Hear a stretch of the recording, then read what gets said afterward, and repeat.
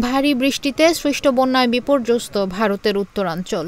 বৃহস্পতিবার পাঞ্জাব প্রদেশে আরও ৭ জনের মৃত্যু হয়েছে। এ নিয়ে সেখানে মৃতের সংখ্যা বেড়ে দাঁড়ালো ৩৭ জনে। ভারী বৃষ্টিতে ভারতের রাজধানী দিল্লিতে দেখা দিয়েছে জলাবদ্ধতা। এনডিটিভি বলছে, বিপদসীমার ওপর দিয়ে বইছে যমুনা নদীর পানি। দিল্লিতে জারি করা হয়েছে বন্যা সতর্কতা।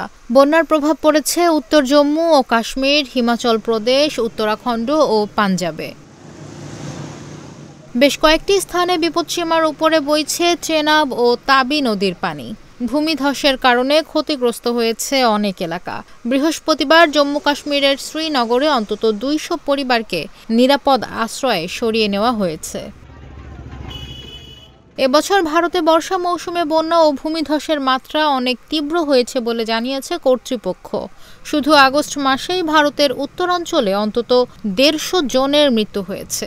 ক্ষতিগ্রস্ত হয়েছে অসংখ্য গ্রাম।